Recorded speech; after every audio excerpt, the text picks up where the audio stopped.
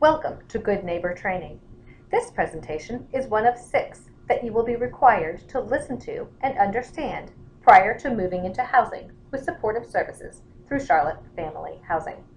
At the end of the presentation, you will take a quiz to demonstrate your understanding of the material presented here. In the last module, we talked about program requirements and program violations that might cause you to lose your subsidy. In this module, we will talk about what makes a good neighbor and how to maintain a good business relationship with your landlord. Think of the stereotype that comes into your mind when I say Section 8 or subsidized rent. Whatever you are thinking, it's okay. Usually, when we ask this question in a group of CFH participants, we get responses such as lazy or I wouldn't want to live in the same place they were living. Now, think of yourself and the people you have already met in the CFH program. You don't fit that stereotype, do you? And neither do your fellow participants. You have probably met, and possibly become friends with, people who are hardworking, who are proud of their accomplishments, and who want a good, stable home for their families. What are some of the ways that people might contribute to this stereotype?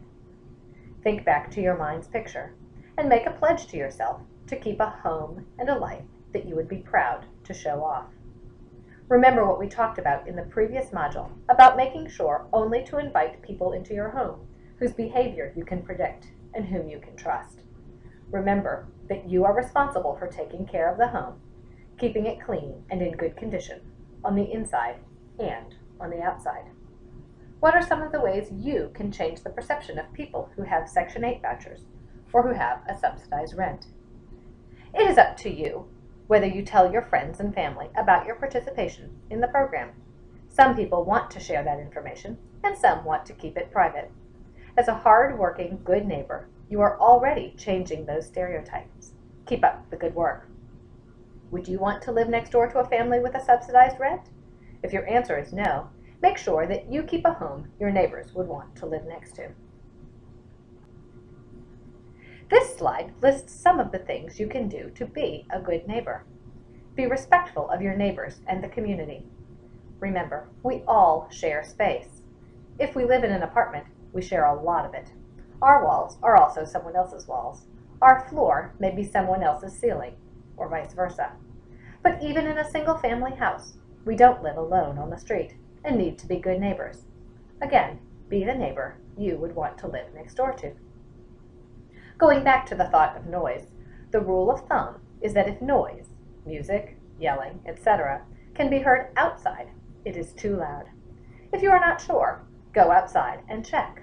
If your kids are fighting with one another, send one of them out to show them how loud they are being. Another thing to remember, especially living in an apartment, is that the noise from the stairs and breezeways goes right inside the apartments. Remember not to accidentally share your conversations or your loud footsteps with your neighbors as you walk to your apartment. If you rent a house, it will be your responsibility to maintain the yard. If you are thinking that you want a house, make sure you have access to a mower and that you have the time to take care of the yard. This can be a particular challenge if you have small children. The final point on this slide is also important. Charmeck really does have the trash and yard police. They will write tickets if trash cans are not pulled in by midnight or if cars are parked on the grass. The thing is, the ticket is written to the owner of the house. So if your landlord gets a ticket because you didn't take care of the yard or didn't bring in the trash can, how do you think they will feel about you as a tenant? This slide is pretty much the opposite of the previous one. Things good neighbors don't do. The first 2 points, parking on the lawn and mowing the grass, we talked about just a moment ago. As for junk and trash in the yard, remember, all trash must be placed in the roll-off bins provided by Charmeck. If you do have bulk trash, call 311 and they will come on trash day and pick it up at no charge. If you live in an apartment, you must take the trash to the dumpster. Leaving it in the breezeway is not okay. Besides being smelly and ugly, not a good neighbor thing to do, it will attract bugs and pests to your apartment and to your neighbors' apartments. In addition, it is a violation of fire code and could get the property fined by the fire marshal. Why? In the event of a fire, particularly after dark, when the breezeway is filled with smoke and the building is being evacuated, people could trip over trash bags or other items left outside the door. It is also a lease violation, and again, not a good neighbor thing to do, to loiter outside in the breezeway. Certainly, there is a difference between loitering and hanging out. When we do this presentation to a group, we usually have a lively discussion about the difference. Loitering is one of those things that people tend to have an idea about what it is and can identify it, even if they can't define it. So, let's actually put a definition to it, and then talk about what that means to you as a good neighbor. Loitering is defined as standing or waiting around idly or without apparent purpose. That is a really good definition. A good neighbor will be outside supervising their children while playing. A good neighbor may sit on the balcony and enjoy a cup of coffee. A good neighbor won't sit on the steps of the apartments or hang out on the sidewalk and block other people from getting where they are going, even if it's not on purpose. I find that teenagers and kids old enough to be outside on their own need reminding constantly and specific directions on how to behave outside. Most kids are pretty much oblivious to the needs and personal space of others, and this can often get them in trouble with adults by accident. A good example would be a group of kids hanging out and talking on the stairs to the building. When an older neighbor comes home and wants to go up the stairs, the kids may slide slightly to the side to allow room to pass. Technically, they haven't really done anything wrong, but they haven't done it particularly right either. If you as the parent were there, you probably would have said something along the lines of, "Johnny, stand up and say hello to Mrs. Smith." And Johnny would have done it. But if you aren't there, Johnny won't think to do it. Then Mrs. Smith mentions to the property manager that there is a group of teens loitering in the breezeway. The manager sends letters to all the parents in the building who have older kids who might have accidentally intimidated Mrs. Smith, and all of a sudden things are escalating. Have an honest conversation with your kids about how to behave when they are out without you, what you expect of them, and how other people might perceive their actions, or their lack of actions. Let's think of some examples of interactions you might have with your landlord. In the first example, you realize that you won't have all the rent on time. Now, if you've been working on an accurate budget with your social worker, even if there is a financial emergency, you are probably going to know that you will be short before the rent is late, not after it's already late. You and your social worker can talk about what to do and can probably come up with a solution to keep the rent from being late. But if not, the important thing is to talk with your landlord. Let them know, in advance if possible, that the rent will be late, and let them know when you will get them the money. Remember, your rent is covering the bills, the mortgage, the property taxes, and the other expenses that your landlord has to pay on the house. If you live in an apartment, there is payroll and upkeep of the common areas, the parking lot, pool, landscaping, on top of that. When tenants are late on the rent, it may cause the owner to be late on their bills.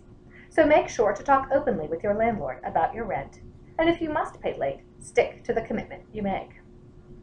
We talked in an earlier slide about management writing letters if they've had noise or other complaints. Likewise, we also talked about keeping noise inside your own home. If you did indeed cause a disturbance, sometimes an honest apology is the best way to go. Whatever you do, don't get defensive. As I mentioned earlier, sometimes the management will send letters to the entire building, partly as a reminder of what is expected, and partly because they may not exactly know where the noise was coming from. If you've also been bothered by the noise, let your landlord know to help them figure out where it is coming from. As a former property manager, I will tell you this can be a really frustrating problem to solve. Now, if you did indeed break something, let the manager or owner know right away.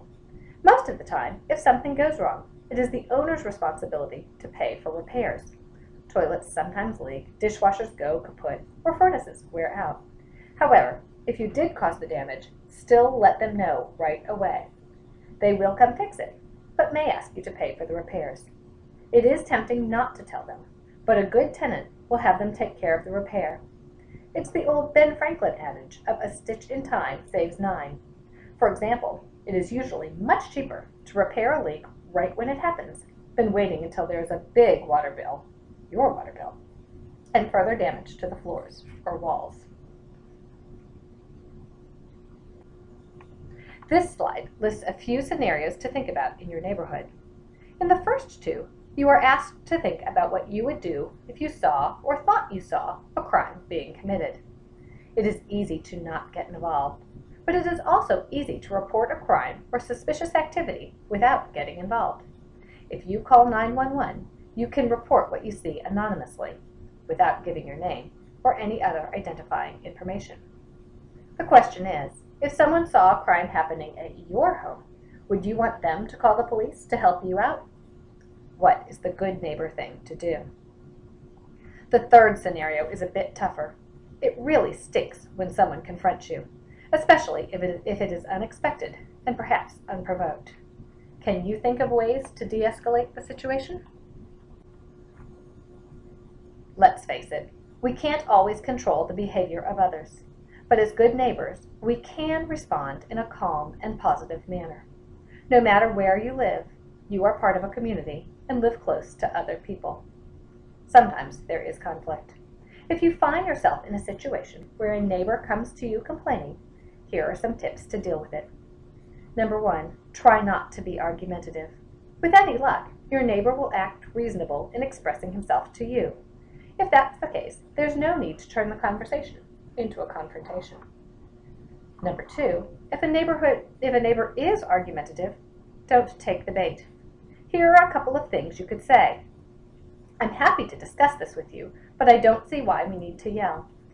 Or, I'd like to hear you out, but I think we'll be much more productive if we have a conversation. Screaming matches don't solve neighbor disputes, so it's best to take the high road and stay centered and rational. Not only will you look and feel better by not getting excited, but you'll increase the chances of ultimately resolving the problem and not straining relations even further with this neighbor. Number 3, listen and show you understand the problem. Since your neighbor is the one who approached you, let your neighbor talk. If you don't understand the problem or need more information, ask questions. While you're listening, try to put yourself in her shoes. Also, offer any information to your neighbor that may help explain where you're coming from.